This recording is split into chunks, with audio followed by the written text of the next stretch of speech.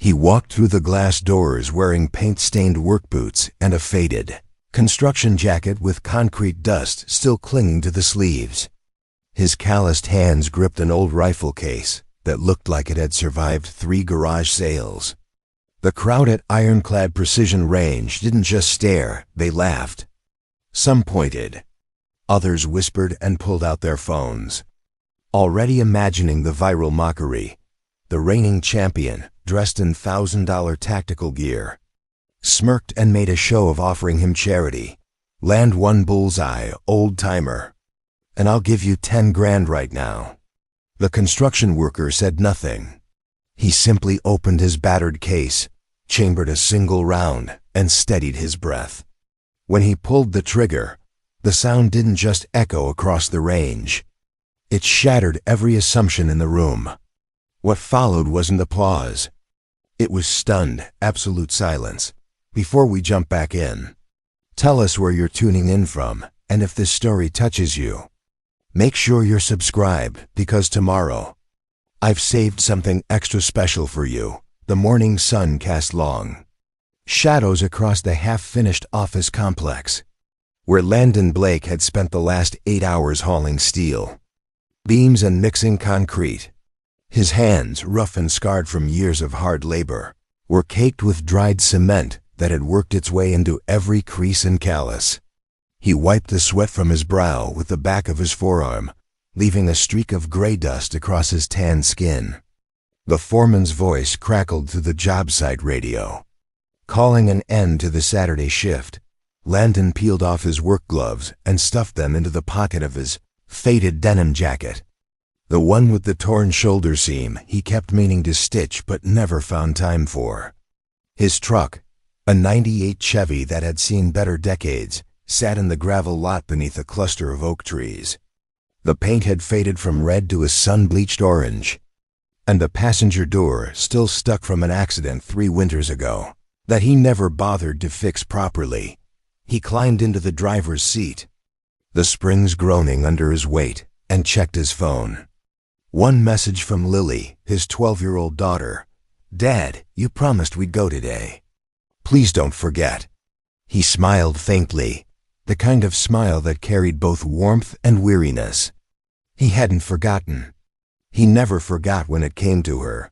Landon drove through the industrial district of Copperhill, past the shuttered factories and chain-link fences tagged with graffiti, toward the nicer part of town where the streets were lined with boutique coffee shops and yoga studios. He didn't belong in that world, and he knew it. But today wasn't about him. It was about Lily and the promise he'd made after her mother passed 2 years ago. He'd promised to teach her strength, not the loud kind that demanded attention, but the quiet kind that endured. 20 minutes later, he pulled into the parking lot of Ironclad Precision Range, an upscale shooting facility that looked more like a resort than a place for firearms training. The building was sleek, modern, all tinted glass and brushed steel, with a fountain out front and perfectly manicured hedges lining the walkway. Luxury SUVs and sports cars filled the lot, their chrome gleaming under the afternoon sun. Landon's truck looked like a relic from another era, sputtering as he turned off the ignition. Lily sat in the passenger seat, her brown eyes wide as she took in the scene. She wore a hoodie 2 sizes too big, one that had belonged to her mother, and her hair was pulled back in a simple ponytail. Her sneakers were scuffed, the laces frayed, but her face glowed with excitement mixed with nervousness. "Dad, this place looks fancy," she said quietly. Landon glanced at her, his expression softening. "It is, but we're not here to impress anyone, remember?" She nodded, clutching the straps of her backpack. "I know. We're here because you said I needed to see what real focus looks like." He reached over and squeezed her shoulder gently. "That's right. No matter what anyone says or how they look at us, you keep your head up, deal?" "Deal." They stepped out of the truck, and Landon reached into the truck bed, pulling out a long, battered rifle case wrapped in old canvas. The case was held together with duct tape and fraying straps, and it looked like it had been through a war, which, in a way, it had. Inside was a rifle he hadn't touched in years, a tool from a life he'd left behind when he traded his uniform for a hard hat. As they walked toward the entrance, Landon felt the weight of eyes turning toward them. A group of men in tactical vests and designer sunglasses stood near the entrance, laughing and comparing their gear.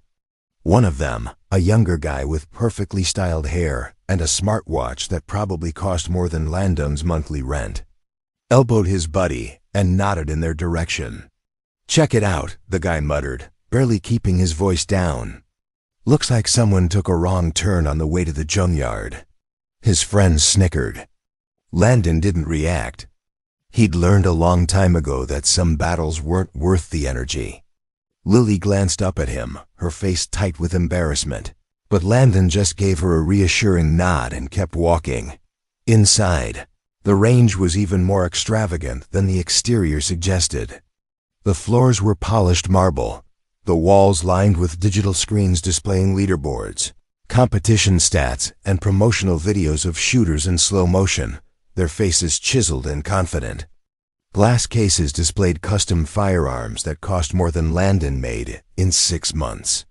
Behind the reception desk sat a woman in a crisp black uniform, her name tag reading Mia Davis, Range Operations Manager. She had sharp eyes and an air of authority that suggested she didn't miss much. Landon approached the desk, Lily trailing just behind him. The woman looked up from her computer, her gaze sweeping over his dusty construction jacket, his worn boots, and the ancient rifle case slung over his shoulder. Her expression didn't change, but there was a flicker of curiosity in her eyes. "Help you?" she asked, her tone professional but guarded. "Here for the open session," Landon said. "My daughter wanted to watch." Mia's eyes shifted to Lily, who offered a small, nervous smile. The woman's expression softened just slightly. "Sign in here. Safety waiver and ID." Landon pulled out his driver's license and scrawled his name across the waiver. Mia glanced at the ID, then back at him, her brow furrowing for just a second before she slid it back across the counter. "Lane assignments are first come, first serve," she said. "Rules are posted. Eye and ear protection mandatory. No exceptions." Landon nodded, took the visitor badges she handed him, and led Lily toward the range floor. The shooting area was vast, with 24 lanes separated by reinforced glass partitions. Shooters lined the stations, some practicing rapid-fire drills, others zeroing in scopes on distant targets. The air smelled like gun oil and spent brass, and the steady crack of gunfire echoed through the space, despite the noise dampening. Lily flinched at the first shot, and Landon placed a steadying hand on her shoulder. "You'll get used to it," he said quietly. "Just focus on your breathing, like I taught you." They found an empty bench near the far end of the range, away from the main crowd. Landon set down the rifle case and helped Lily into a pair of oversized ear protectors. She looked tiny in them, almost comical, but she straightened her back and tried to look brave. "Can I watch from here?" she asked. "Right here's perfect," Landon replied. "Stay behind the line and don't touch anything unless I say so." She nodded. Hugging her backpack to her chest like a shield, Landon unzipped the rifle case slowly, the sound of the old zipper cutting through the noise around them. Inside, nestled in worn foam padding, was a bolt-action rifle, military issue from another lifetime. The wood stock was dark with age and oil, the metal parts worn smooth from years of use. It wasn't flashy. It wasn't expensive. But it had been reliable when it mattered most. He lifted it carefully, checking the action out of habit, and a few heads turned in his direction. Whispers started to circulate. Someone nearby chuckled. Landon ignored them all, his focus narrowing to the rifle in his hands and the promise he'd made to the girl, sitting just a few feet away. This wasn't about proving anything to anyone. This was about showing Lily that strength didn't need to be loud. That skill didn't require the most expensive tools. And that sometimes the quietest person in the room was the one who had already fought the hardest battles. He set the rifle on the bench, took a slow breath, and prepared to step onto the firing line. The firing line at ironclad precision range felt like stepping onto a stage where everyone had been issued costumes, and Landon Blake hadn't gotten the memo. All around him, shooters wore matching tactical gear, embroidered with brand logos and sponsored patches.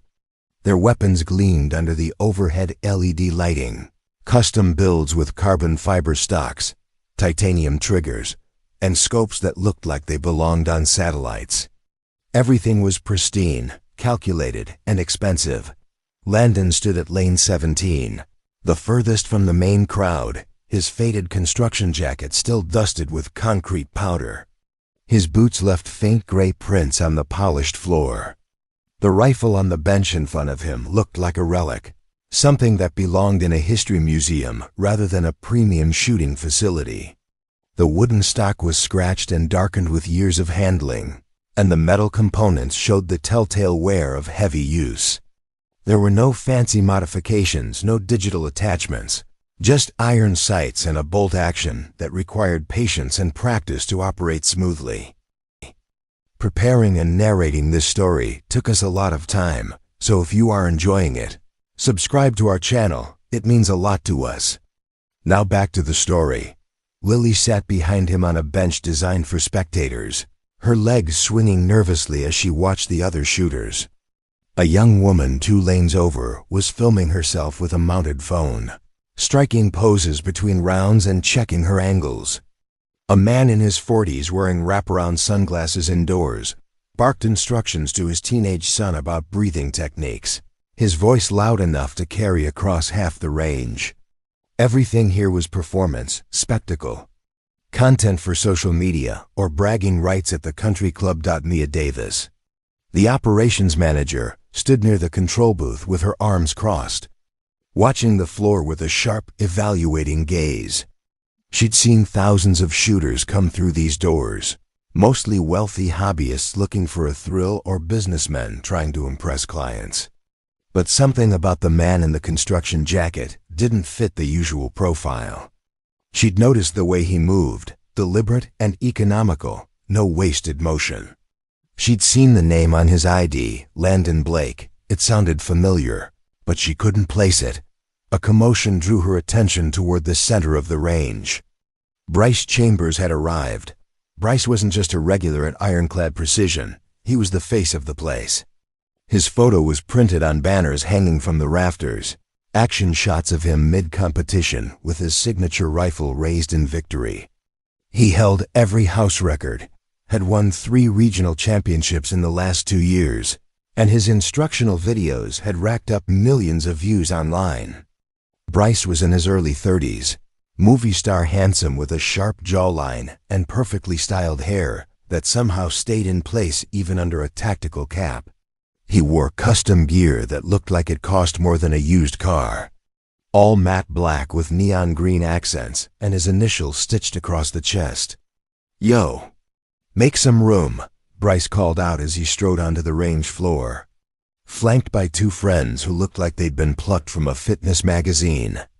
The real show's about to start. A ripple of excitement spread through the crowd. Phones came out. People repositioned themselves to get a better view.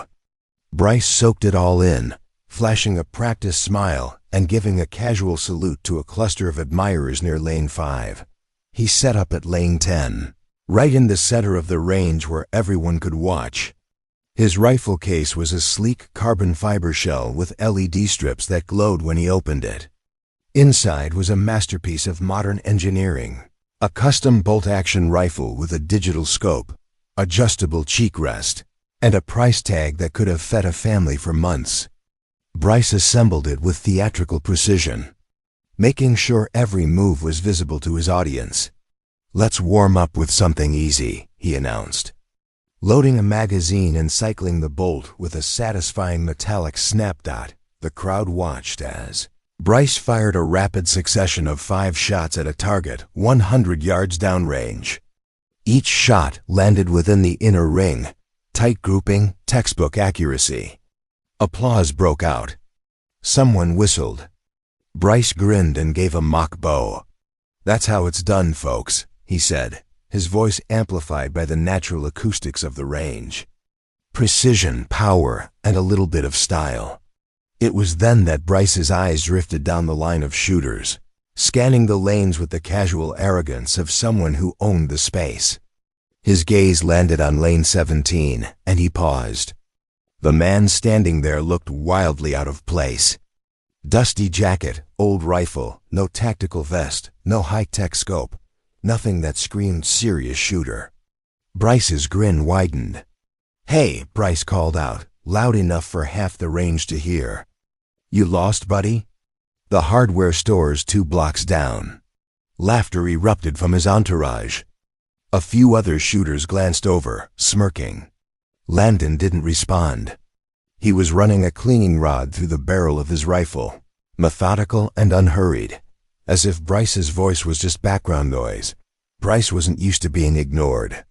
He stepped away from his lane and sauntered toward Landon, his friends trailing behind like an entourage. The crowd sensed entertainment and began to drift closer, forming a loose semicircle around lane 17. "I'm talking to you, Gramps," Bryce said, stopping a few feet away. "That thing even fire, or is it just for show?" Landon glanced up briefly, his expression unreadable, then returned his attention to the rifle. "It fires." "Oh, it talks," Bryce said with mock surprise, drawing more chuckles from the onlookers. "Tell you what, old-timer, I'm feeling generous today. You put 1 round on target, just 1, and I'll buy you a new jacket. That one looks like it's been through a wood chipper." The crowd snickered. Someone whispered, "This is gonna be good." Lily's face flushed red with embarrassment and anger. She gripped the edge of the bench, her knuckles white. She wanted to say something, to defend her father, but Landon had taught her to stay calm, to let actions speak louder than words. Landon finished cleaning the barrel and set the rod aside. He straightened up, meeting Bryce's gaze for the first time. His eyes were calm, steady, the kind of calm that came from years of controlling fear and adrenaline in situations. Far more dangerous than a shooting range full of egos. "Not interested," Landon said simply. Bryce's smile faltered for a fraction of a second. He wasn't used to people turning him down, especially not in front of a crowd. His pride flared. "Not interested?" Bryce repeated, his tone shifting to something sharper. "Or not capable?" The range had gone quieter now, the background chatter fading as more people tuned into the confrontation. Even Mia Davis stepped forward slightly, her eyes narrowing as she assessed the situation. Landon didn't take the bait. He reached into his jacket pocket and pulled out a small box of ammunition, old military surplus rounds in a weathered cardboard container. He opened it slowly, selected a single round, and held it up to the light, inspecting it with care. Bryce scoffed. "You're really gonna shoot that antique? Man, this is gonna be embarrassing." Landon loaded the round into the rifle's chamber and closed the bolt with a smooth, practiced motion. He didn't look at Bryce. He didn't look at the crowd. He looked downrange, toward the target 100 yards away. A simple paper bullseye that had been used and reused throughout the day. "Dad," Lily's voice was small but clear, cutting through the tension. "You don't have to." Landon turned to her, and for a moment, the noise of the range seemed to fade completely. He saw the worry in her eyes, the fear that he might be humiliated, that the people who'd already mocked them would have more ammunition. But he also saw something else, belief. She believed in him, even when no one else in the building did. He gave her a small nod. A silent promise that everything would be okay. Then he turned back to the firing line, shouldered the old rifle, and took a breath. The entire range seemed to hold its breath with him. Bryce Chambers stood with his arms crossed. A smug grin plastered across his face as he watched Landon Blake settle into position at lane 17. This was going to be entertaining. The guy looked like he'd wandered in from a construction site, which, based on the concrete dust still clinging to his jacket, He probably had. Bryce had dealt with guys like this before. Weekend warriors who thought their years in the service meant they could still hang with the pros. They always learned the hard way that time and rust didn't care about past glory. "Somebody get this on video," Bryce said loud enough for the crowd to hear. "I want proof when this goes sideways." A few people pulled out their phones, angling for the best shot. The atmosphere had shifted from casual practice to full-blown spectacle. Even the shooters at the far end of the range had stopped what they were doing to watch. Mia Davis remained near the control booth, her expression unreadable but her posture tense, ready to intervene if things got out of hand. Landon ignored all of it.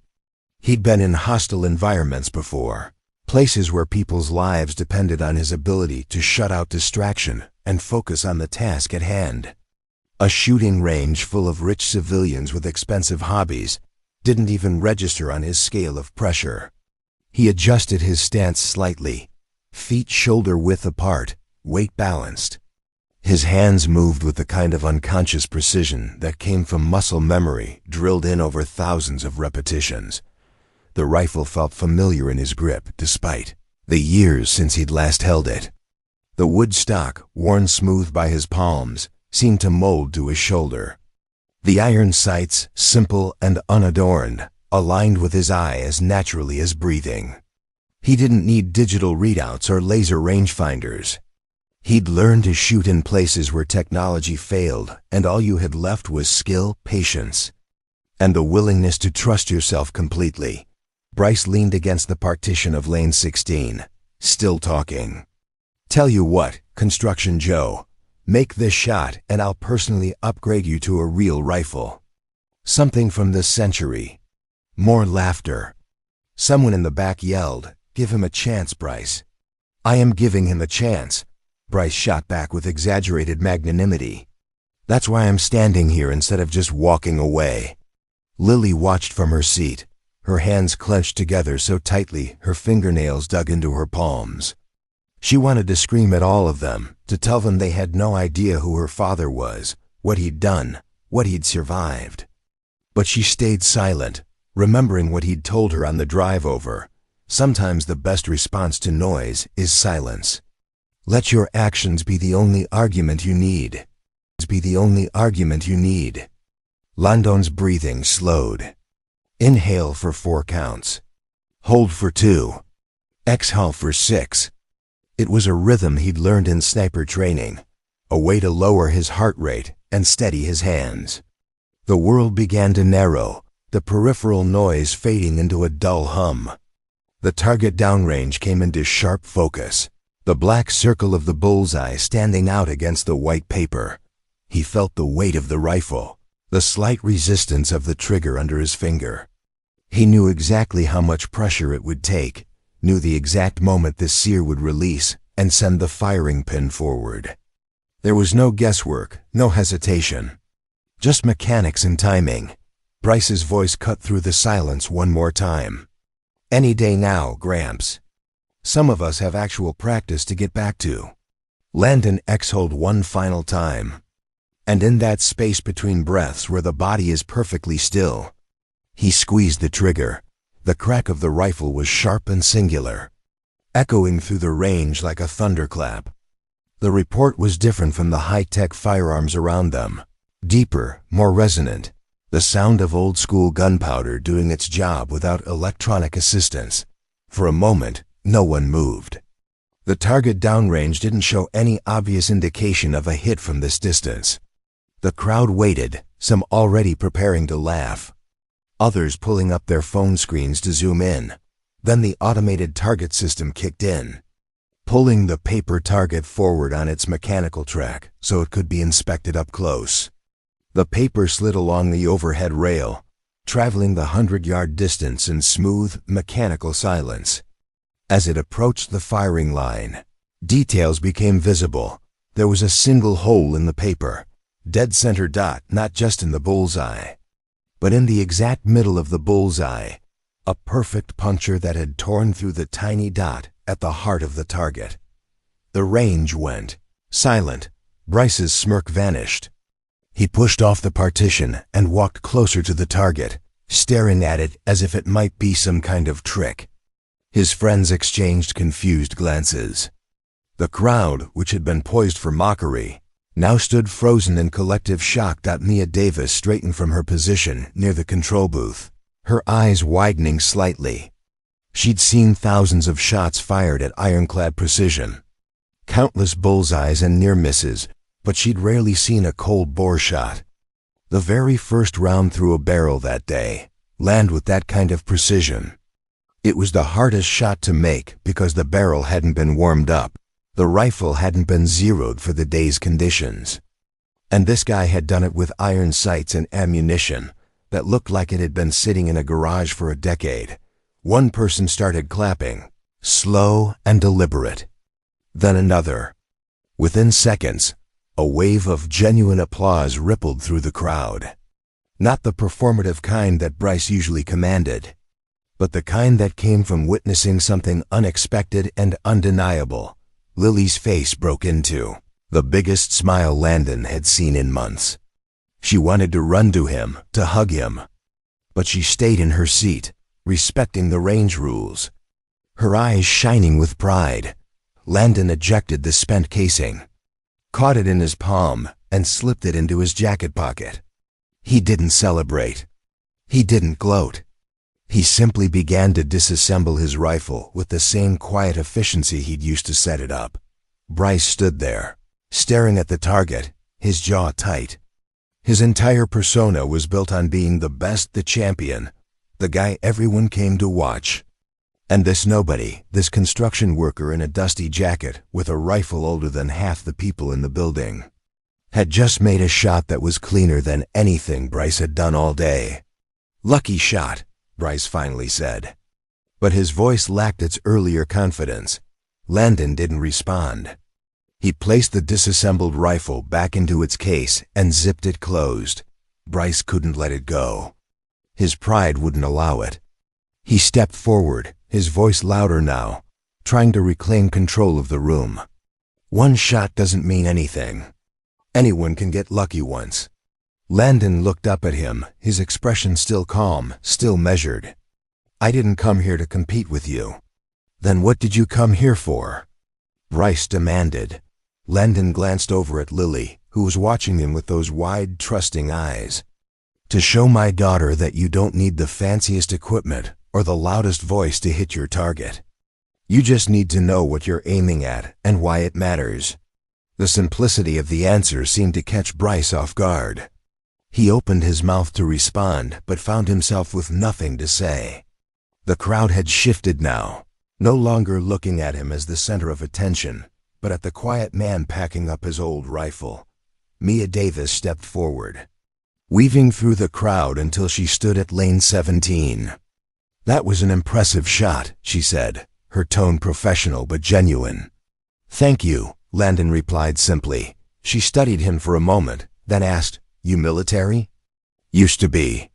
She nodded slowly, pieces clicking into place. "Sniper?" Landon hesitated, then gave a small nod. Bryce, who had been listening, let out a forced laugh. "Oh, so that's the secret. Should have led with that, man. Makes the whole thing less impressive when you've got professional training." Landon turned to face him fully for the first time. Training doesn't pull the trigger. Discipline does. And discipline doesn't care how much your gear costs. The words landed like a slap.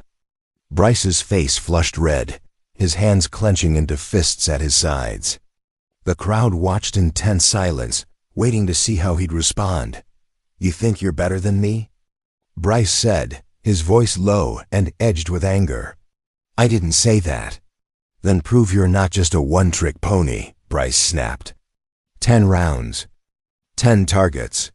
Let's see if that old rifle can keep up. Landon shook his head. "I'm not here to prove anything to you. Scared?"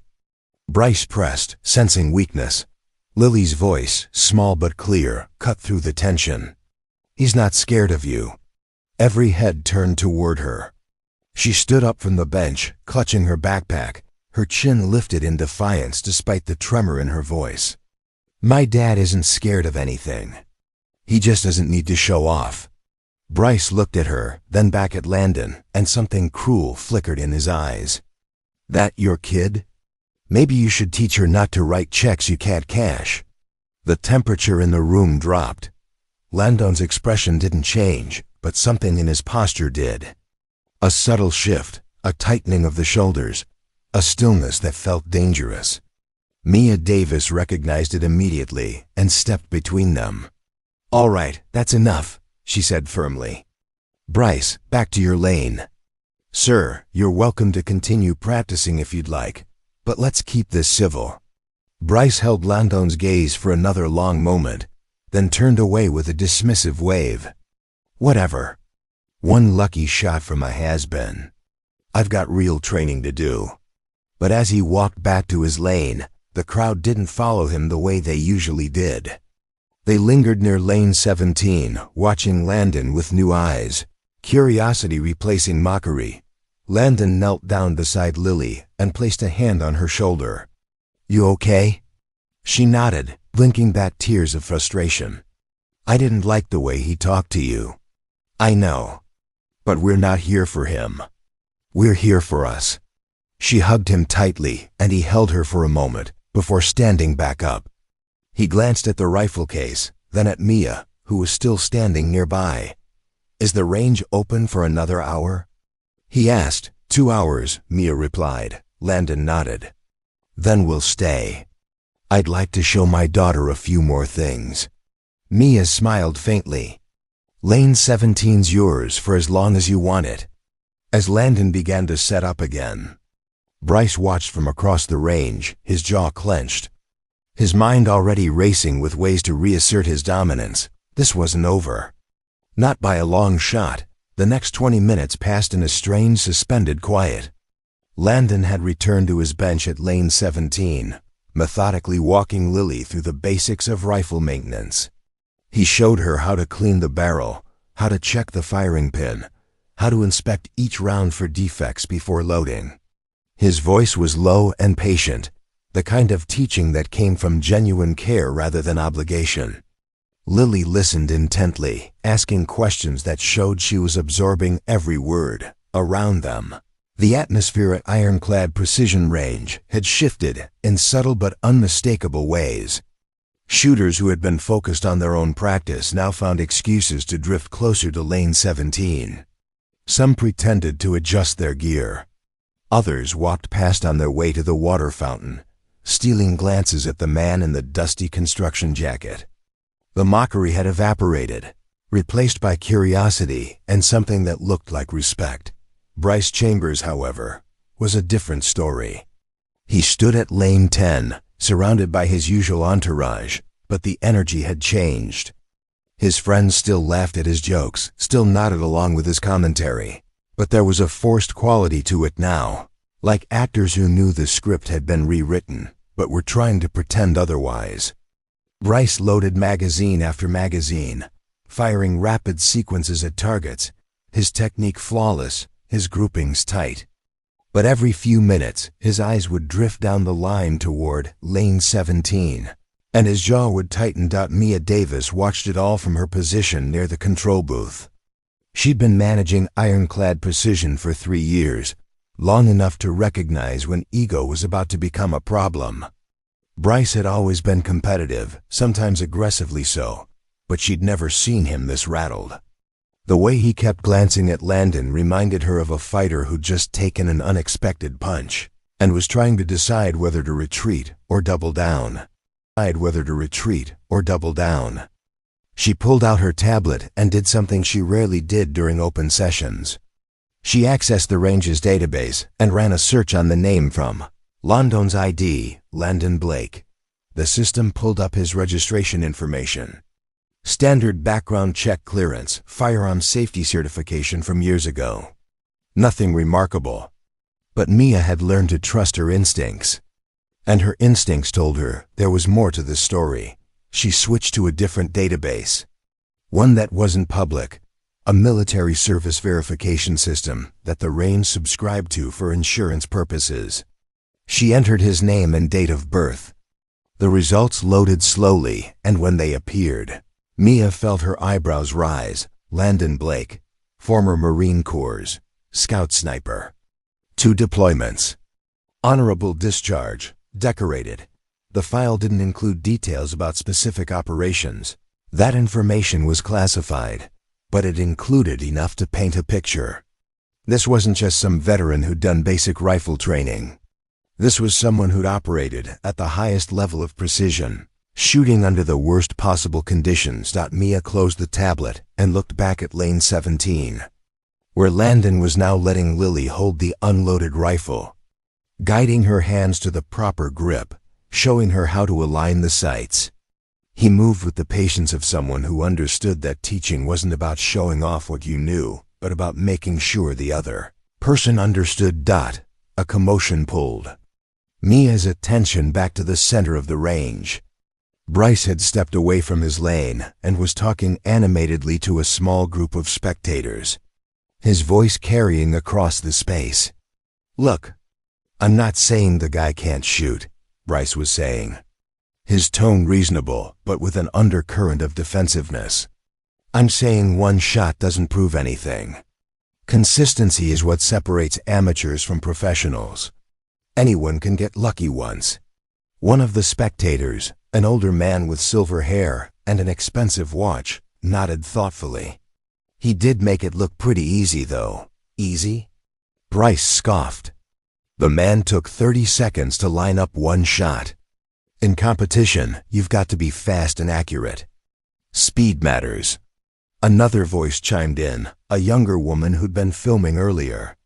"But wasn't it a cold bore shot? That's supposed to be the hardest, right?" Bryce waved a dismissive hand. "Depends on the rifle. Some of those old military guns are actually more forgiving because they're built for durability over precision. Modern competition rifles require more skill to master." It was masterful spin, the kind of subtle reframing that cast doubt without directly attacking. Mia had to give Bryce credit for his ability to manage his image. But she also noticed that not everyone was buying it. Several people in the crowd exchanged skeptical glances. Landon, for his part, seemed completely unaware of or unconcerned by the conversation happening 30 yards away.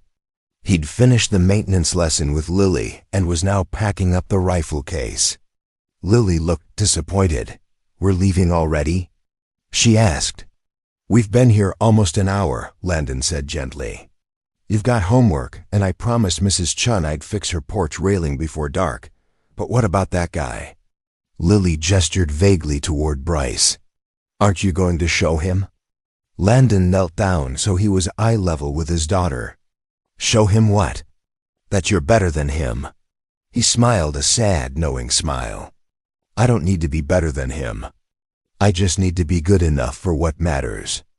And what matters is you, getting you home safe, making sure our neighbors are taken care of. That's the target I'm aiming at." Lily considered this, her young face serious. "Mom would have said the same thing." "She would have," Landon agreed, his voice softening. "She was always better at keeping perspective than I was." He stood and slung the rifle case over his shoulder. They were halfway to the exit when a voice called out behind them. "Hey!" "Hold up." Landon turned to find Bryce walking toward them. His expression carefully neutral, his posture relaxed. But there was tension in his shoulders that betrayed the casualness he was projecting. "Yeah?" Landon said. Bryce stopped a few feet away, hands in his pockets, the picture of easy confidence. "Look, man, that was a good shot earlier. Really good. I might have been a little harsh with the jokes." Landon waited, saying nothing. Bryce continued. "Thing is, a lot of people here today are asking questions. About you, about me, about who's actually the best shooter at Ironclad. And I can't have that kind of doubt floating around. It's bad for business, bad for the range's reputation." "Not my problem," Landon said evenly. "It could be your opportunity, though," Bryce countered. "How about we settle this properly? Official challenge. 5 stations, different distances, different conditions. We do it right, score it fair, and whoever wins gets bragging rights." I'll even put up $5,000 to make it interesting. Landon shook his head. Not interested. Bryce's smile tightened. 10,000. Still no. Why not? Bryce pressed, frustration creeping into his voice. You scared you can't repeat that shot? Lily tensed beside her father, her hand gripping his jacket. Landon felt it and placed a reassuring hand on her shoulder. I'm not scared, Landon said calmly. I'm just not interested in proving anything to you or anyone else here. I came to spend time with my daughter, and we're done. Bryce's expression hardened. You know what I think? I think you got lucky, and you know it. I think you're running away before someone calls your bluff. A small crowd had gathered now, sensing conflict. Phones were coming out again. Mia Davis started walking toward them, ready to intervene. Landon's voice remained level, almost gentle. Believe whatever you need to believe. It doesn't change anything for me. He turned to leave, but Bryce's next words stopped him cold. Must be tough, raising a kid alone. Teaching her to run away when things get challenging. The range went silent. Even the background noise of distant gunfire seemed to fade. Lily's eyes widened, and she looked up at her father, whose expression had gone very still. Landon turned back slowly. When he spoke, his voice was quiet, but it carried weight that made several people step back instinctively. You can say whatever you want about me, Landon said. But you leave her out of it. Bryce held up his hands in mock surrender. Hey, I'm just saying, kids learn from example. If they see their parents backing down from challenges, what kind of lesson is that? Mia arrived at that moment, stepping between them. Bryce, that's enough. I'm just making conversation, Bryce said innocently. Mia turned to Landon. You don't have to engage with this. Landon looked at her, then at Lily, whose face was flushed with anger and embarrassment. He saw the way she was trying to hold back tears, trying to be brave.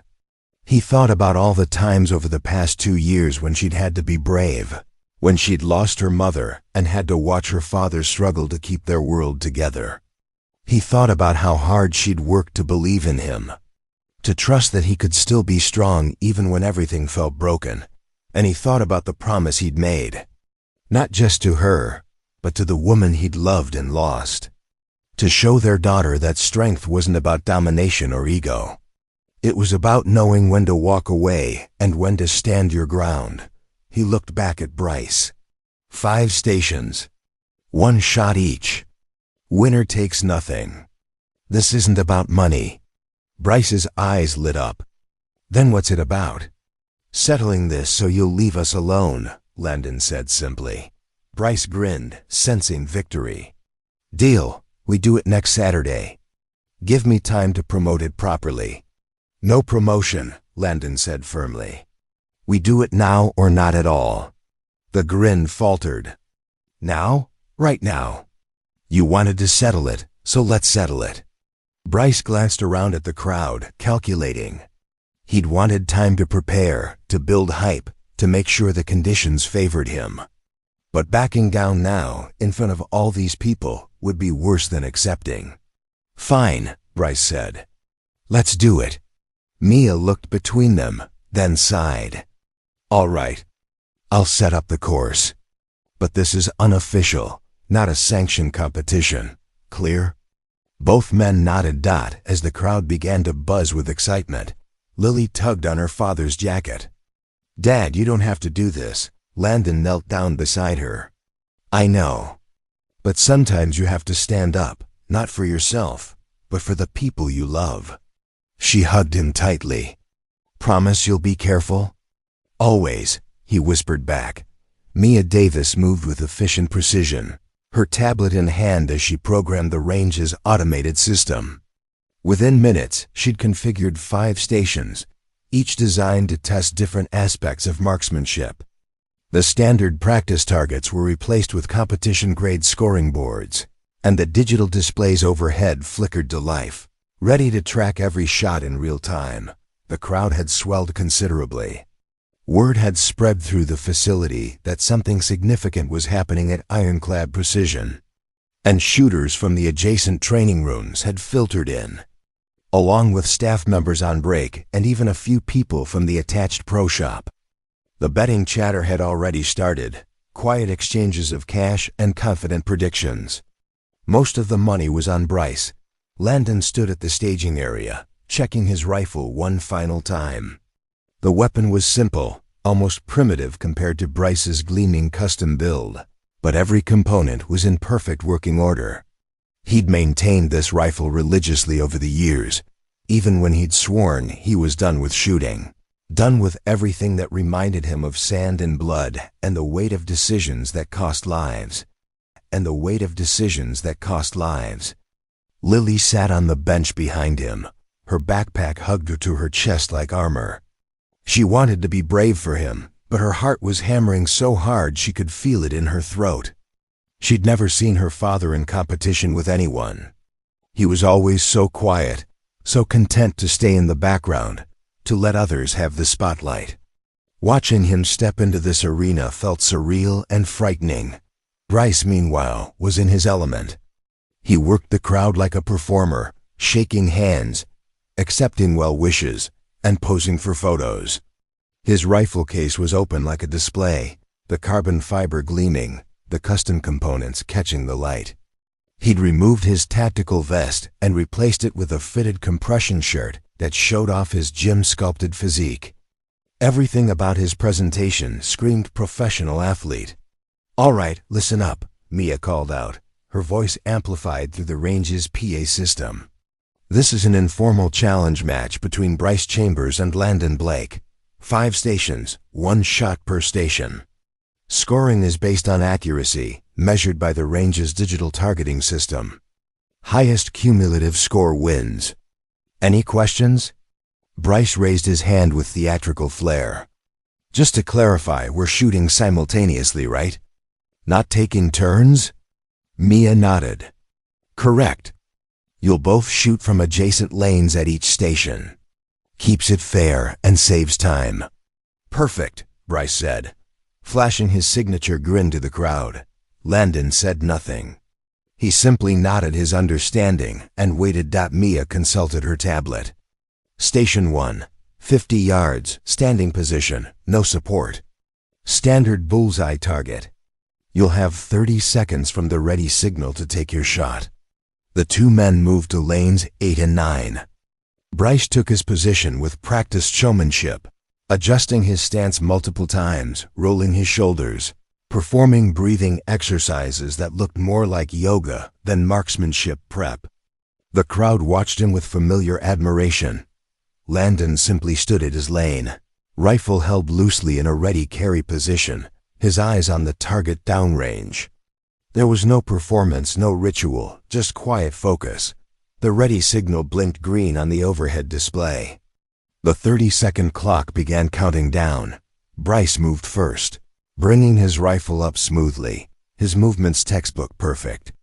The digital scope on his weapon provided instant feedback, adjusting for distance and elevation automatically. He settled into his sight picture, his breathing controlled and measured. At the 15-second mark, he fired. The crack of his rifle was sharp and clean. The overhead display registered his shot immediately, 9.7 out of 10. The crowd applauded. Landon had barely moved. He stood still, watching the target, the rifle still at low ready. The clock ticked down. 20 seconds. 25 seconds. The crowd began to murmur, wondering if he'd forgotten to shoot. If he was freezing under pressure. At 28 seconds. Landon raised the rifle in one smooth motion, settled it against his shoulder, and fired. The movement was so fast it seemed like a single action rather than a sequence. The entire process took less than 2 seconds. The display registered. His shot, 10.0. Perfect center. The murmuring stopped. Several people in the crowd exchanged surprised glances. Bryce's smile tightened almost imperceptibly. "Lucky timing," someone whispered. Mia's voice came over the PA. "Station 2, 100 yards. Kneeling position with barricade support. You have 45 seconds. They moved to the next station, where low barriers had been set up to simulate field conditions. This required adapting to the support structure, finding a stable position while kneeling. Managing the awkward angles. Bryce took his time. Testing different positions against the barricade, finding the optimal setup. He fired at the 30-second mark. The display showed 9.8. Excellent by any standard.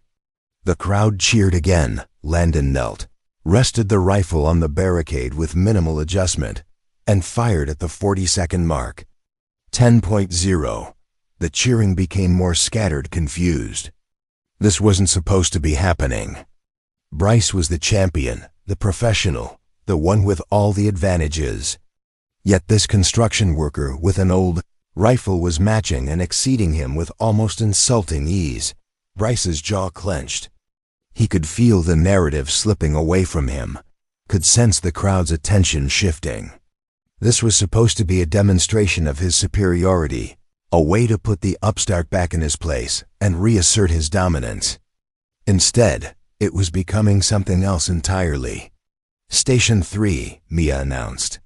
150 yards, prone position, timed rapid fire. 3 shots in 60 seconds. Combined score. This was Bryce's specialty. Rapid fire required not just accuracy but speed, the ability to cycle the bolt, reacquire the target, and deliver consistent results under time pressure. This was where his modern rifle with its smooth action and advanced trigger system would give him a decisive advantage. They went prone. The clock started. Bryce fired his first shot at 12 seconds. 9.6. He cycled the bolt smoothly, reacquired, fired again at 28 seconds. 9.7. One more cycle, careful aim, and his third shot at 43 seconds. 9.8. Combined score. 29.1 out of 30. The crowd erupted. That was championship-level shooting. Several people whistled and applauded. Bryce allowed himself a small smile as he stood and dusted off his knees. Landon remained prone. His first shot came at 18 seconds. 10.0. The bolt action on his rifle was noticeably slower, requiring more manual manipulation. His second shot at 39 seconds. 10.0. He had 21 seconds left for the final shot. He took his time, breathing steadily, waiting for the perfect moment. At 57 seconds, he fired. 10.0. Combined score. 30.0. Perfect. The applause was louder this time. Spontaneous and genuine. Even some of Bryce's supporters were clapping now, unable to deny what they were witnessing. This wasn't luck. This was skill operating at a level most of them had never seen in person. Lily was on her feet. Her earlier fear transformed into pure pride. She wanted to shout, to cheer, but she remembered her father's teaching about staying composed. So she just smiled, the biggest, brightest smile. And when Landon glanced back at her after standing up, that smile was all the reward he needed. Bryce stood at his lane, staring at the display showing the scores. The crowd's energy had completely shifted now. They weren't watching a champion defend his title. They were watching an underdog story unfold in real time, and nothing captured people's imagination like watching the impossible become possible. Mia's voice cut through the noise. 2 stations remaining. Current scores. Bryce Chambers, 28.6. Landon Blake, 30.0. Bryce turned to look at Landon, and for the first time, there was no smile, no performance, just cold calculation. He'd underestimated this man, treated him like a joke, and now he was losing in front of everyone who'd ever looked up to him. He couldn't let that stand. Whatever it took, he had to win the next 2 stations. Station 4, Mia continued. 200 yards, standing, strong wind conditions. The ventilation system will create cross breeze. Single shot, 60 seconds. This was it. This was where experience with high-tech equipment would matter. Bryce's rifle had sensors that could calculate wind drift. Landon's iron sights would require pure instinct and estimation. As they moved to the new station, Bryce leaned close to Landon and whispered, just loud enough for him to hear, "You're good. I'll give you that. But good isn't enough when the conditions get real." Landon didn't respond. He just walked to his lane, checked the wind flags along the range, and waited for the signal. The crowd pressed closer, sensing that the next two shots would determine everything. The industrial fans, built into ironclad Precision's ventilation system, roared to life, creating a strong cross breeze that swept across the range from left to right. At 200 yards, that wind would push a bullet several inches off course if not properly accounted for. The flags positioned along the range snapped and fluttered, showing the variable gusts and shifts that made this station particularly challenging. Bryce stepped up to Lane 8, his confidence visibly returning. This was his domain. He'd trained extensively in wind reading, had invested in equipment specifically designed to take the guesswork out of long-range shooting. His rifle's digital scope included a ballistic calculator that, when paired with the small handheld anemometer he pulled from his pocket, could provide precise holdover adjustments. He made a show of checking the wind speed, consulting his scope's display, and adjusting his position. The crowd watched with renewed interest, many of them nodding approvingly at his professional approach. This was the Bryce they knew, the technical expert who left nothing to chance. Landon stood at Lane 9 with his old rifle, watching the wind flags with patient attention. He had no anemometer, no ballistic calculator, no digital assistance of any kind. Just decades of experience reading environmental conditions and trusting his judgment. He'd made shots in mountains where the wind could shift 30 degrees in seconds, in deserts where heat mirage made targets dance and disappear. A climate-controlled shooting range with predictable ventilation patterns was almost relaxing by comparison. The ready signal flashed. 60 seconds on the clock. 60 seconds on the clock. Bryce settled into his stance immediately, working through his calculations with practiced efficiency. He watched his digital readout, made minute adjustments to his scope's turrets, and prepared for the shot. At 35 seconds, he fired. The wind caught the bullet, but his calculations had been good. The display registered 9.4, not perfect, but solid given the conditions. The crowd applauded, relief evident in their response. Bryce was back in form. Landon continued watching the flags, waiting. He was reading patterns, the way the wind gusted and settled, looking for the rhythm. At 48 seconds, he saw what he was waiting for, a brief lull between gusts.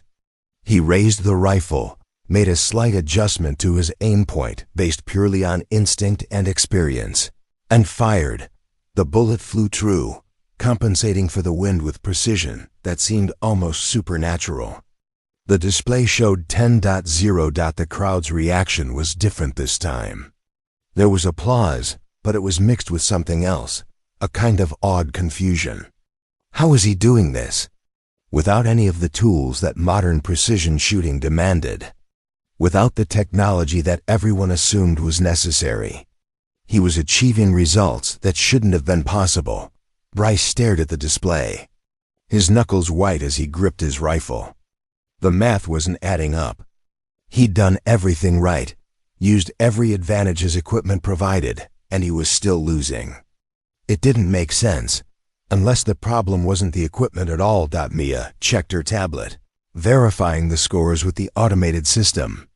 Current totals: Bryce Chambers, 38.0, Landon Blake, 40.0. One station remained. The crowd had gone from casual spectators to invested audience. Pressing closer to the firing line, phones recording, voices hushed. Some people were frantically texting, spreading word to friends that something extraordinary was happening at Ironclad Precision. The betting exchanges had reversed, money now cautiously shifting toward the underdog. Lily watched from her bench, her hands clasped together so tightly her fingers had gone pale.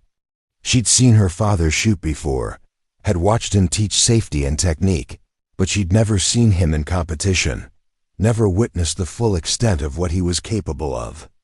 It was thrilling and terrifying at the same time. Seeing this side of him that connected to a past he rarely spoke about, Bryce set his rifle down hard on the bench and turned to face Mia. "What's the final station?" Mia consulted her tablet. "Station 5, 250 yards, shooter's choice of position, obstacle course with moving target. The target will traverse left to right on a motorized track. Single shot. You'll have 90 seconds to engage." Bryce's expression brightened slightly. Moving targets were his specialty. He'd won 3 regional championships with his ability to track and lead moving objects. His rifle scope had a ranging system that could predict target movement and provide a precise lead point. This was where all his advantages would finally matter. "Perfect," Bryce said, his confidence returning. "Let's end this." They moved to the final station, where the range had opened up into its longest bay. At 250 yards, a motorized track system ran parallel to the firing line. Mounted on it was a standard silhouette target that would move at a steady pace once activated. The challenge was to calculate the target's speed, determine the proper lead, and time the shot perfectly so the bullet and target arrived at the same point simultaneously. Bryce took his position, already running calculations. He'd done this drill hundreds of times. The target would move at approximately 3 miles per hour, based on the track system ironclad used. At 250 yards, he'd need roughly a 2-foot lead, adjusted for bullet flight time and trajectory drop. His scope would handle most of that automatically, but the final execution would be pure skill. Landon stood at his lane, watching the empty track with the same patient attention he'd given everything else. No calculations, no technological assistance. Just observation and instinct honed by necessity in places where failure meant consequences far worse than losing a competition. Mia's voice carried across the range. "This is it. Final station. Shooters ready?" Both men nodded. "Target will activate on the ready signal. You have 90 seconds from activation to take your shot." "Good luck," the ready signal flashed. The target began moving, sliding smoothly along its track from left to right at a steady pace. Bryce moved fast, bringing his rifle up and settling into a comfortable sitting position that provided maximum stability. His scope tracked the target, digital readouts feeding him information. He followed the movement, getting a feel for the speed, letting his brain and his technology sync up. At 42 seconds, he had his moment. He pressed the trigger. The rifle cracked. The bullet flew. The target had a hit indicator that would light up on impact. A bright spot appeared near the target's right shoulder. The scoring system calculated the distance from center mass, 8.9 out of 10, a respectable hit. Especially on a moving target at that distance. The crowd cheered. Many people now firmly convinced that Bryce had found his footing and was about to close the gap. An 8.9 on a moving target was championship level, shooting by any measure, but then they watched as the digital display did the math. Even with a perfect 10.0, Landon would win. Bryce needed Landon to miss or score below 8.9 to have any chance at victory. Landon knelt at his lane, the old rifle steady in his hands. He watched the target complete its traversal and reset to the left side, preparing for another pass. The clock showed 58 seconds remaining. The target began its next pass. Landon followed it with just his eyes at first, not even bringing the rifle to his shoulder. He was reading the movement, internalizing the speed, letting his muscle memory do calculations that his conscious mind couldn't articulate. At 73 seconds. With only 17 seconds remaining, he finally moved. The rifle came up in one smooth motion. He led the target by an amount that looked almost arbitrary, no measurements or technology to guide him. Just instinct built from thousands of repetitions, under conditions that made this controlled range environment Seemed like a casual afternoon. He fired. The bullet crossed 250 yards in a fraction of a second. The target's hit indicator lit up. Dead center. Perfect. 10.0. For a moment, no one moved. The crowd stood frozen, trying to process what they'd just witnessed. Then someone started clapping, slow and deliberate, and within seconds, the entire range erupted in applause. Not polite applause or obligatory recognition, but genuine, thunderous appreciation for skill executed at the highest level. The final scores displayed on every screen. Bryce Chambers, 46.9. Landon Blake, 50.0. Perfect. Bryce stood at his lane, staring at the numbers as if they might change if he looked long enough. He'd lost. Not close, not by a controversial point or a technicality. He'd been outshot, decisively and comprehensively, by a man with equipment a fraction as sophisticated as his own. The crowd surged forward. People wanting to congratulate Landon, to shake his hand, to ask questions about where he'd trained and how he'd learned to shoot like that. But Landon had already set down his rifle and turned away from the firing line. He walked straight to Lily, who ran to meet him, throwing her arms around him in a fierce hug. "You did it," she whispered into his jacket. "We did it," he corrected gently. "You believed in me even when I wasn't sure I should be here. That's what made the difference." Mia approached them, navigating through the crowd. "That was remarkable shooting. I've been running this range for years, and I've never seen anyone shoot a perfect score under those conditions." Landon shrugged. "I had good teachers and a lot of practice in places I'd rather forget about. I'd like to offer you a position as an instructor here," Mia said. "We could use someone with your skill level and your approach. The way you handled yourself today, the composure, the focus, that's exactly what we try to teach." "I appreciate the offer," Landon said, "but I've got a job. Good people depend on me showing up." "Construction work," Mia said, not a question but a statement. "It's honest work, and it pays the bills. That's enough for me." Before Mia could respond, Bryce appeared, pushing through the crowd. His face was flushed, his jaw tight with barely controlled emotion. The crowd quieted, sensing potential conflict. "That was," Bryce started, then stopped, seeming to struggle with the words. Everyone waited, phones recording, ready to capture whatever came next. Bryce stood there, his chest rising and falling with controlled breaths, his expensive tactical gear suddenly looking like costume jewelry on someone who'd been exposed as a pretender. The crowd waited in tense silence, phones still recording, everyone wondering if he'd explode in anger or walk away in shame. His reputation was built on being unbeatable at ironclad precision, and that reputation had just been dismantled in front of dozens of witnesses. "That was," Bryce began again, his voice strained, "the best shooting I've ever seen in person." The admission seemed to cost him something fundamental.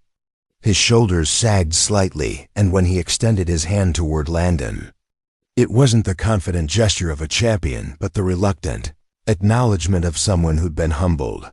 Landon looked at the offered hand for a moment, then shook it firmly but without triumph. "You're a good shooter.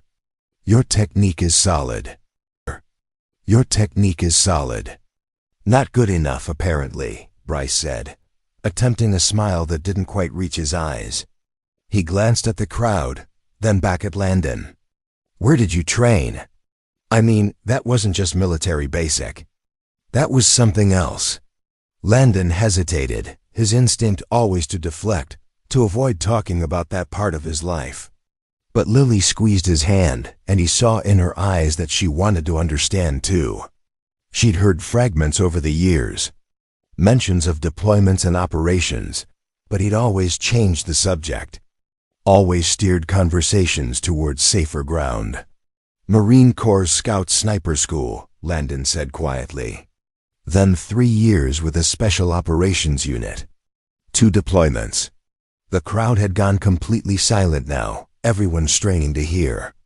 Mia stood nearby, her tablet forgotten in her hands, listening with the focused attention of someone who understood the weight of what was being shared. "How many confirmed?" Bryce started to ask, then stopped himself, seeming to realize the question was inappropriate. Landon's expression hardened slightly. "I don't keep count. That's not something you brag about or turn into a trophy. Those were people, even if they were enemies. Every single shot I took over there meant someone didn't go home to their family." The silence deepened, the reality of what he'd done settling over the crowd like a heavy blanket. This wasn't a game or a sport for him. The skills they'd just watched him demonstrate had been developed and used in contexts where the consequences were permanent and devastating. A voice from the crowd broke the tension. "Then why construction? Why not security or law enforcement or something that uses those skills?" Landon turned to see who'd asked. It was the older man with silver hair who'd been watching earlier. His eyes were knowing, and there was a small insignia on his jacket that suggested his own military background. "Because I wanted to build things instead of destroy them," Landon said simply. "Seemed like a better way to spend the rest of my life." The man nodded slowly, understanding passing between them without need for further explanation. Lily tugged on her father's sleeve. "Dad, can I tell them why we really came today?" Landon looked down at her, surprised. "What do you mean?" "About Mom," she said softly. "About the promise." Something flickered across Landon's face, pain and love and reluctance all mixed together. He knelt down beside her, speaking quietly even though everyone was watching. "You don't have to, sweetheart." "I want to," she insisted. "They should know." Landon studied her face for a long moment, then nodded and stood. Lily turned to face the crowd, suddenly looking very small and very brave. "My mom died 2 years ago," she said, her voice wavering but determined. "She was a nurse, and she got sick. Before she passed, she made my dad promise something."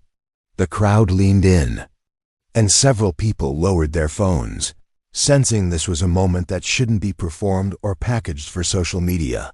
Lily continued. "She told him that the world would try to make him angry, that it would try to make him feel like he had to prove himself all the time because of what he did in the war. But she made him promise to show me that real strength isn't about being the loudest or having the best stuff. It's about being calm when everyone else is losing control." Her voice broke slightly on the last words, and Landon placed a hand on her shoulder, steadying her. "We came here today because I asked him to," Lily said. "I wanted to see if what Mom said was true.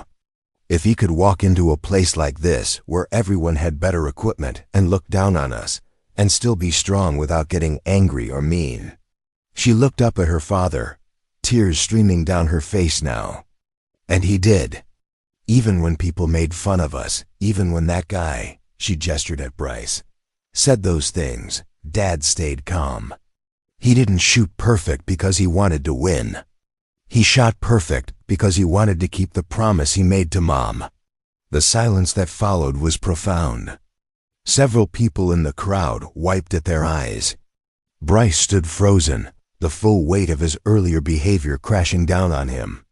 He'd mocked a widower and his daughter, had tried to humiliate them for entertainment, and all along they'd been there for reasons so much deeper than he could have imagined.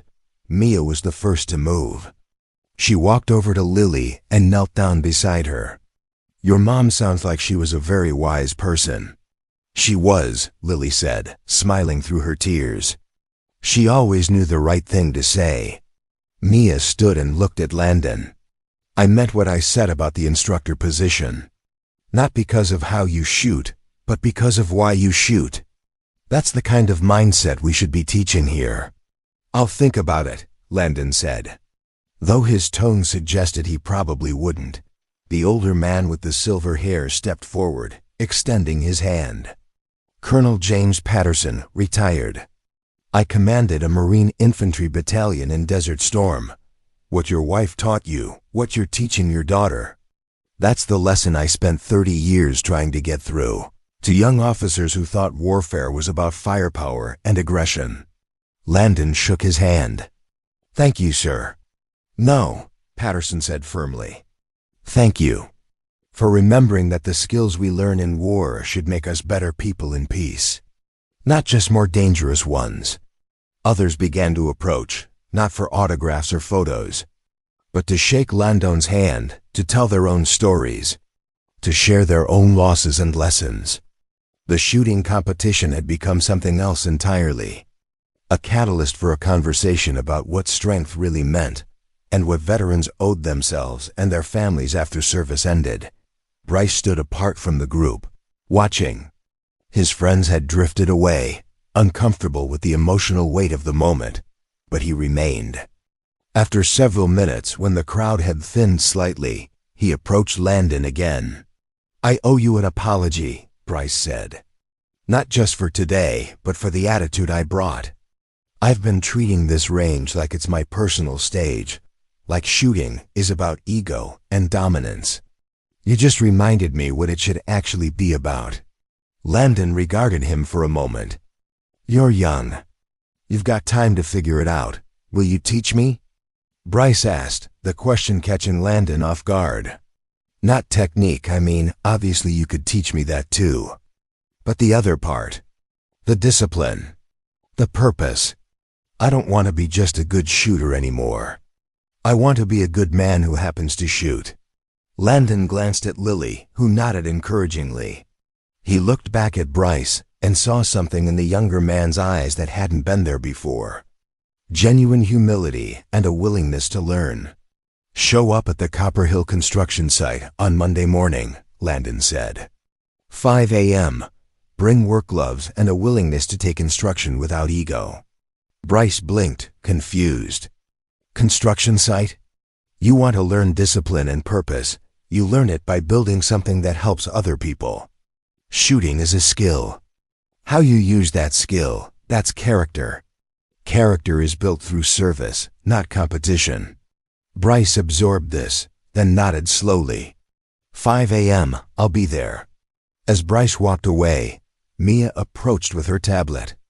The range's security cameras captured everything. "With your permission, I'd like to use clips from today for our instructor training program. Not the shooting, the other part. The way you handled yourself, the conversation afterward. That's what people need to see." "No faces," Landon said. "Especially not Lily's. If you use it, blur us out. This isn't about us." "Understood," Mia said, making notes on her tablet. The crowd had mostly dispersed now, people returning to their lanes or heading out, but the energy in the building had changed. Conversations were quieter, more thoughtful. Several shooters had put away their phones and were actually talking to each other instead of performing for cameras. Landon packed up his rifle case one final time, checking to make sure Lily had all her belongings. As they headed toward the exit, Colonel Patterson caught up with them one more time. "Mr. Blake, there's a veterans group that meets in Copper Hill on Thursday evenings. Just coffee and conversation, nothing formal. But we could use someone like you, someone who understands that coming home is just the beginning of the journey." Landon took the card Patterson offered. "I'll think about it." "That's all I ask," Patterson said, then added with a knowing smile, "Your wife would probably want you to go." Landon smiled despite himself. She probably would. The parking lot of ironclad Precision Range was bathed in the orange glow of late afternoon sun as Landon and Lily walked toward his battered truck. The contrast between where they were leaving and where they were going felt almost symbolic. From the gleaming luxury of the shooting facility back to the worn simplicity of their everyday life. Lily was quiet, processing everything that had happened. She'd watched her father compete, watched him win, watched him share parts of his past he usually kept locked away. But more than that, she'd seen the way people looked at him afterward. Not with mockery or dismissal, but with respect and something that looked like gratitude. As Landon opened the truck door for her, she turned to him suddenly. "Dad, why don't you ever talk about the war stuff?" The question hung in the air between them. Landon had known it would come eventually. Lily was getting older, becoming more aware of the gaps in his history, the medals he kept in a drawer instead of displaying, the photographs he'd put away after her mother died. He leaned against the truck, looking out across the parking lot at the expensive cars and manicured landscaping. Because the person I was over there isn't the person I want to be now. When you're in combat, you have to become someone hard, someone who can make terrible decisions without hesitation. That person kept me alive, kept my team alive, but he's not someone I'm proud of. But you were protecting people, Lily said. Mom told me you saved lives. I did, Landon acknowledged. But I also took lives. And no matter how justified it was, no matter how necessary, that changes you. It marks you in ways that don't wash off. Lily absorbed this, her young mind working through concepts too heavy for her age but trying anyway. Is that why you build things now?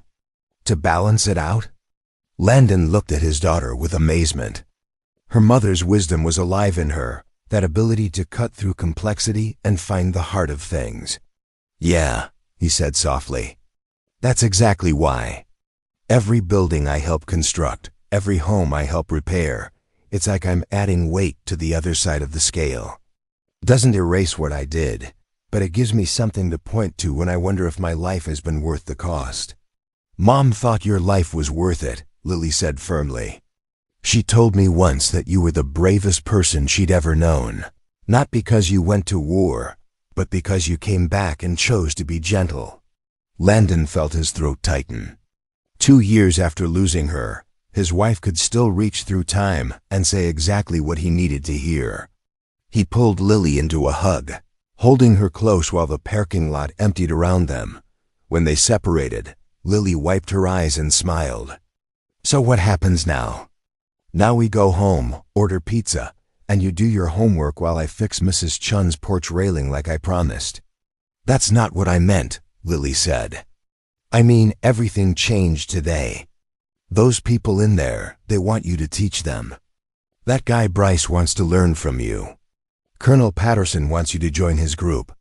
What are you going to do? Landon climbed into the truck and started the engine, which turned over with its usual reluctant sputter. I'm going to do what I always do. Take care of you, show up for work, help our neighbors, and try to be someone your mother would still recognize. But what about helping those people? Lily pressed. What about teaching them what you taught me today? Landon pulled out of the parking lot, pointing the truck toward their neighborhood on the other side of Copper Hill. I didn't teach you anything today. You already knew it. Your mom spent years showing you what strength looks like. I just reminded you. They drove in silence for a while, passing through the wealthy district where ironclad precision was located, then crossing the railroad tracks that divided Copper Hill into its 2 distinct halves. On this side, the houses were smaller, the lawns less perfect, the cars older. This was where people worked with their hands, where rent checks were carefully planned, where community meant more than convenience. As they passed the construction site where Landon spent his days, Lily pointed to the half-finished office building. What's that going to be? Medical offices, Landon said. Doctors, dentists, physical therapy.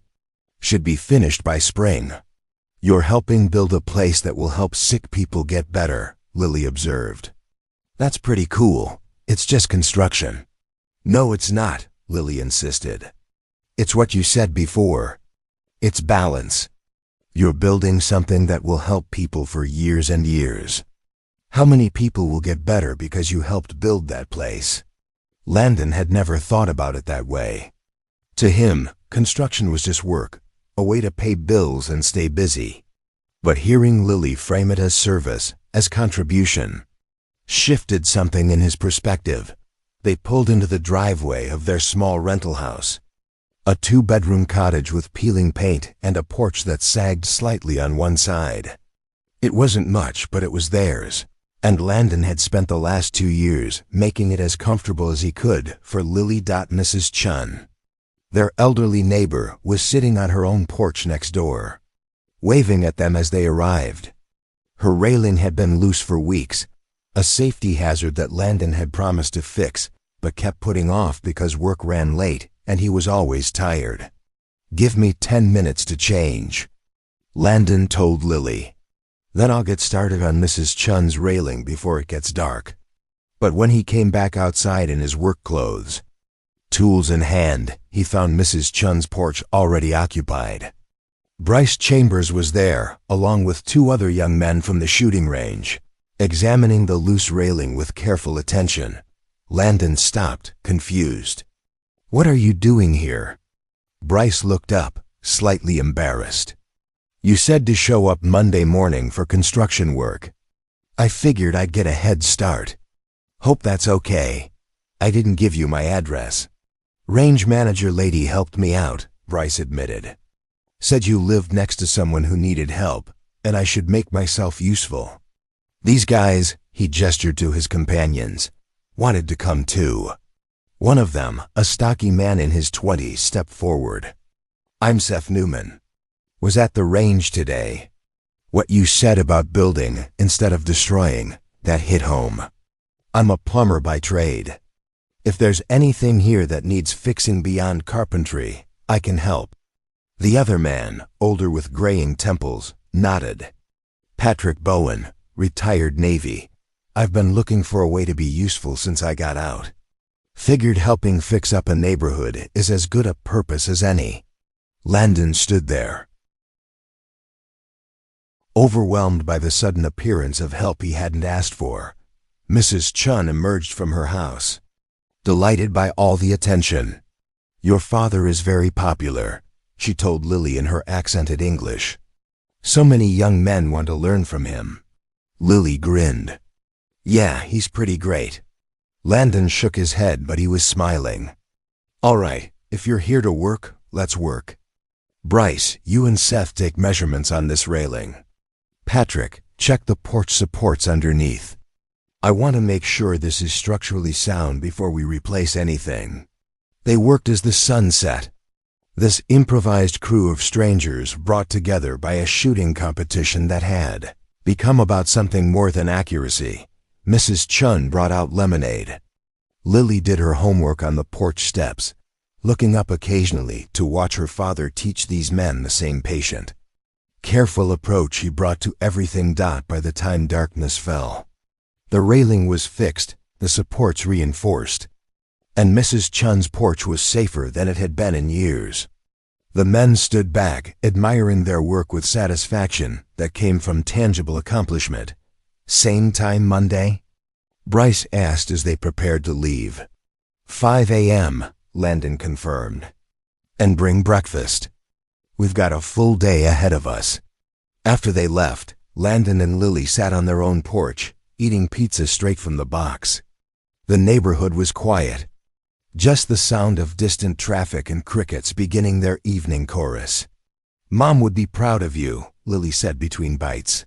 "She'd be proud of you too," Landon replied. "You were brave today. Speaking in front of all those people, sharing something so personal. That took courage." "I learned from the best," Lily said, leaning against his shoulder. 3 weeks passed before Landon realized how much had changed. It started small, just Bryce and his 2 friends showing up at the construction site on that first Monday morning. Landon had expected them to last maybe a day, maybe a week before the early hours and physical labor wore down their enthusiasm. But they kept coming back. Bryce proved surprisingly capable with a hammer once he stopped trying to impress everyone and just focused on the work. Seth's plumbing skills came in handy when the site's temporary water system developed issues. Patrick, with his Navy background, understood the importance of precision and following procedures, which made him invaluable for the detail work. But more than their skills, it was their attitude that surprised Landon. They listened. They asked questions. They showed up on time and stayed late without complaint. They were learning not just about construction, but about the discipline and purpose Landon had mentioned that day at the range. Word spread in ways Landon hadn't anticipated. The video clips that Mia had captured, carefully edited with faces blurred as Landon requested, had been incorporated into Ironclad Precision's training materials. But somehow, snippets had leaked beyond that, shared on social media by people who'd been there that day. The shooting wasn't what captured people's attention. It was the conversation afterward, the story of the promise to a dying wife, the lesson about strength and humility. Landon's phone, which usually only rang for work calls and Lily's school, started getting messages from veterans he hadn't heard from in years. Old teammates reaching out to say they'd heard what happened, that they were proud of him, that they were struggling with similar questions about how to be good men after doing hard things. Colonel Patterson's Thursday evening veterans group, which Landon had finally attended after Lily insisted, grew from 6 regulars to over 20 within 2 weeks.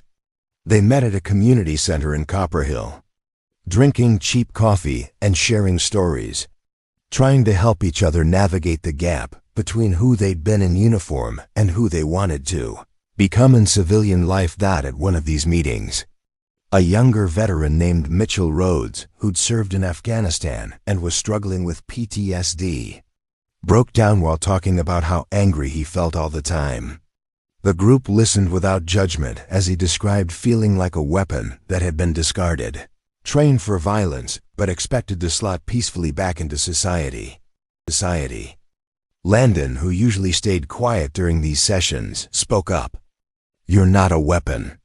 You never were. You're a person who was asked to do weapon-like things. There's a difference. A weapon doesn't get a choice. You do. Every single day, you choose whether the skills you learned and the things you did define you or inform you. How do you make that choice?" Mitchell asked, his voice raw. "By building something," Landon said. "Doesn't have to be buildings, though that works for me. Could be relationships, could be art, could be helping other people who are where you are now. The point is to create instead of destroy, to add instead of subtract. You do that enough times, eventually you start to believe you're more than what the war made you." The room was silent, everyone absorbing this. Colonel Patterson nodded approvingly from his corner. After the meeting, Mitchell approached Landon privately. "You hiring at that construction site? You know anything about construction?" Landon asked. "Not a thing. But I know how to follow orders, work as a team, and show up when I say I will." Landon handed him a business card for the site foreman. "Be there Monday, 5 a.m. Tell him I sent you." The following Saturday, Lily had a parent-teacher conference. Landon showed up in his cleanest work shirt, cement dust still embedded under his fingernails despite scrubbing. Her teacher, Ms. Delilah Fox, greeted him with a warm smile. "Mr. Blake, thank you for coming. I wanted to talk to you about Lily." Landon tensed, expecting problems. "Is everything okay?" "Everything is wonderful," Ms. Fox assured him. "Lily wrote an essay last week about heroes. Most students wrote about athletes or celebrities. Lily wrote about you, about a promise you made to her mother and how you keep it every single day. It was the most moving piece of writing I've read in 15 years of teaching." She handed him a printed copy. Landon read it slowly, seeing his life through his daughter's eyes. She'd written about the shooting range, about watching people mock him and seeing him stay calm. She'd written about the construction site and how he taught other veterans to build things. But mostly, she'd written about the quiet ways he showed strength. Making her breakfast every morning, helping neighbors, never raising his voice even when frustrated. The last paragraph read, "My dad isn't a hero because he was in a war. He's a hero because he came home from war and chose to be kind. That's harder than being brave in a battle. That's being brave every single day when no one is watching." Landon's vision blurred as he read it. He folded the paper carefully and put it in his pocket. "She wants to be like you," Miss Fox said gently. "That's a powerful legacy to leave someone. I'm just trying not to mess her up too badly, Landon said, attempting humor to cover his emotion. You're doing better than that. Much better. That evening, as Landon was preparing dinner, someone knocked on the door. He opened it to find Mia Davis standing on his porch, looking slightly uncertain, the first time he'd seen her appear anything less than completely confident. "Miss Davis," Landon said, surprised. "Is there a problem at the range?" "No problem. But I wanted to talk to you about something. Can I come in?" Landon stepped aside, letting her enter. Lily looked up from her homework at the kitchen table, curious. Mia got straight to the point. "Ironclad Precision wants to start a new program.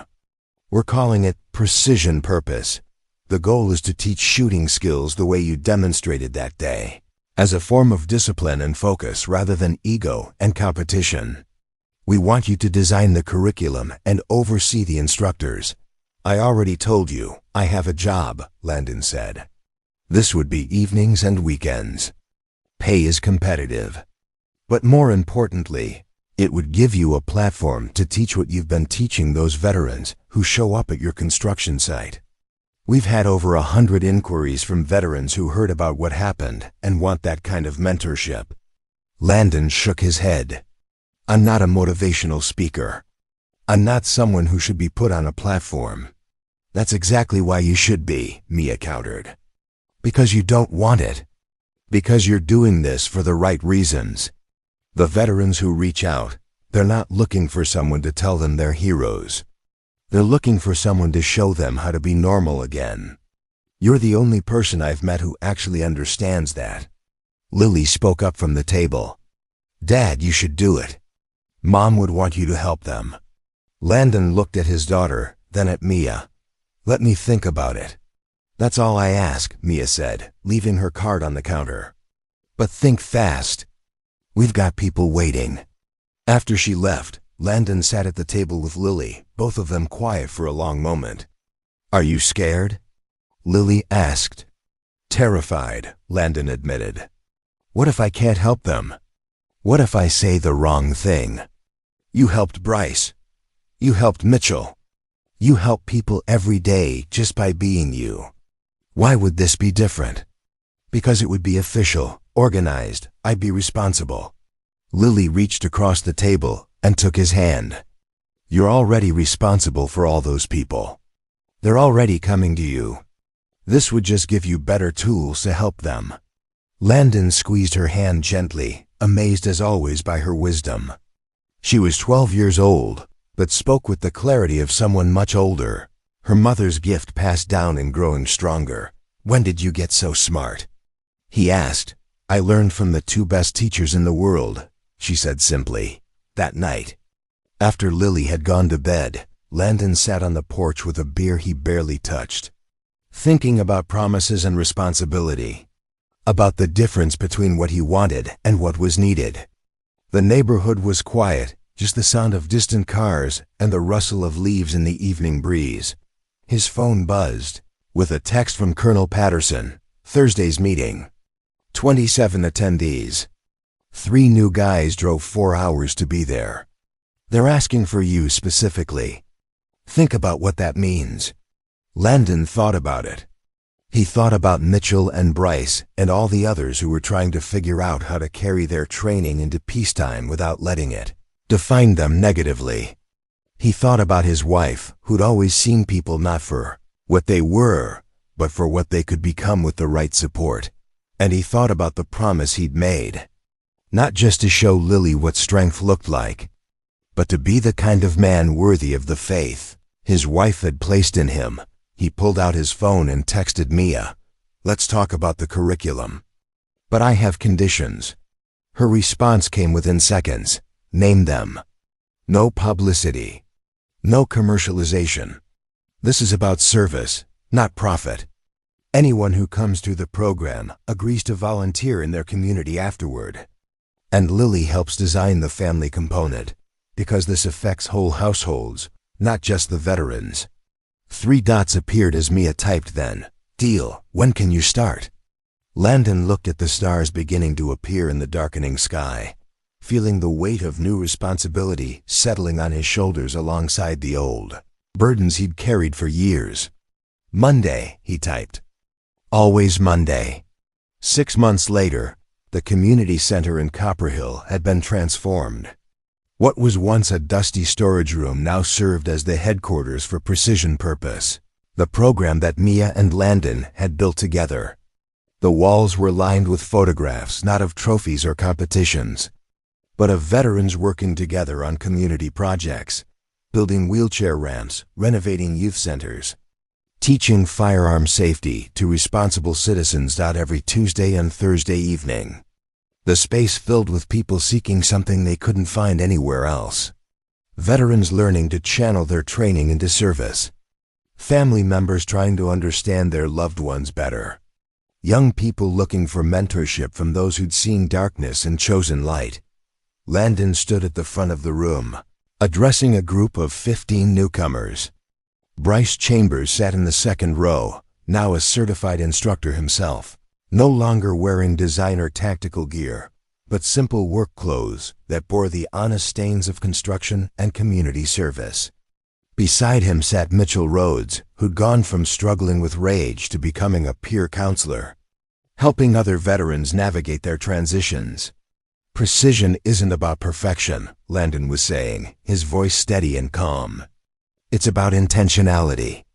Every action you take, every word you speak, every decision you make, ask yourself, does this build or does this break? Does this add value to the world or subtract from it? Lily sat at a desk in the corner, now 13, and helping manage the program's scheduling and family outreach. She'd become the heart of Precision Purpose in ways even Landon hadn't anticipated, connecting with the families of veterans, helping spouses and relatives understand that healing was a collective journey. After the session ended, a woman approached Landon hesitantly. Her eyes were red from crying during his presentation. My husband served 3 tours. He came back different, angry all the time. I didn't know how to reach him anymore. Is he here tonight? Landon asked gently. She nodded toward a man standing near the door, arms crossed defensively. He didn't want to come. I made him. Landon walked over to the man, extending his hand. I'm Landon. Thanks for being here. The man stared at the offered hand for a long moment before shaking it. Seth told me about this place.